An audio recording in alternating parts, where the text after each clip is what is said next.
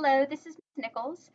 So today we are going to be working on answering questions using a strategy called System of Least Prompts. So basically what we're going to do is we're going to read through a story together, and then I'm going to ask some questions. These are comprehension questions, and I want you all to go through these stages with your child. So the first thing we're going to do is we're going to ask them the question, and we're going to allow them to respond independently. That's just what the I stands for. So, and usually maybe 5 to 10 seconds, but depending if your child needs a little bit longer, that's totally fine. You just wait. So if they give you an independent response, you give them great praise, and then you go on to the next question. If for whatever reason they don't respond, then we go on to the next level of prompting. So the next level is a verbal prompt.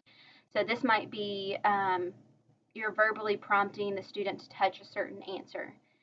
Again, you're going to give it about 5 to 10 seconds. If they don't respond to that, then we're going to go on to what's called a gestural prompt. So that may be, usually it's touching the answer. So usually with comprehension questions, there's 3 options. And so you'll go to the gestural prompt and touch. Then if they don't respond from here, you'll go to the next one, which is what's called a partial physical, which could be for somebody that's eye gazing, could be assisting their head to look at an item. If it's touching an answer, it could be partially holding their hand to identify an answer. Again, you're going to wait about 5 to 10 seconds. If they don't provide the correct response, you're going to go to a full physical, which is fully like hand over hand touching the item. This sort of prompting really gives students an opportunity to answer their question, even if they can't do it maybe independently. They're still maybe able to answer it with a little bit less of a prompt level instead of just going immediately to like a full physical. It just gives them the opportunity to grow and allows them to really attempt to answer the question before we intervene so quickly. So our lesson today, so we are going to be doing reading.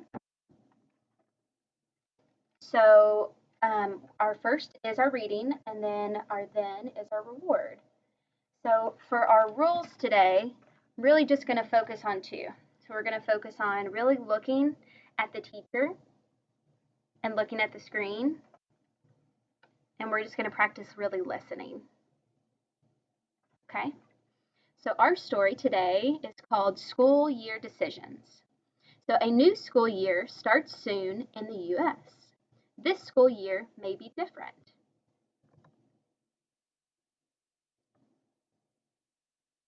School leaders are making decisions about schools.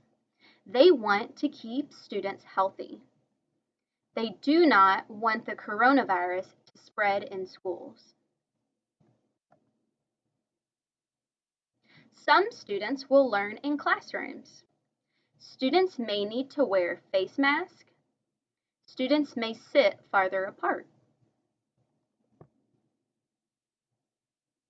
Some students will learn online. Teachers will send schoolwork to students. What will your school do this school year? So for us, we're really going to focus on online. We're going to be online for right now. So I'm just skipping past some of the lessons because I really want us to just focus on answering questions. So, and also with these, you can really,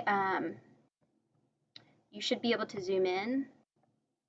I've got printed copies to, I think, everybody that requested one. So our first question is really, what is the paper about? So this is the opportunity where you would give your student a chance to answer it independently. Again, if they get it right, big praise, and then go on to the next one. If not, just remember we're going to walk through those prompts again. So I know it's a little bit to learn, but once you get it down, it's really quick.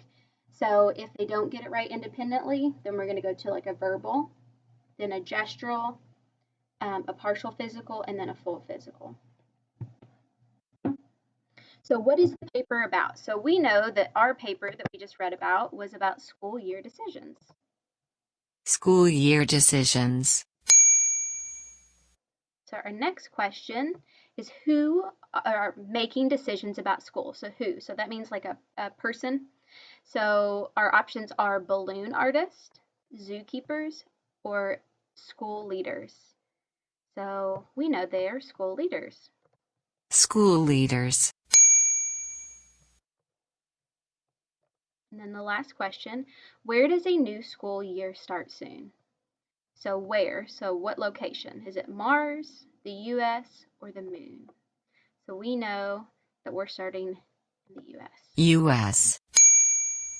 All right.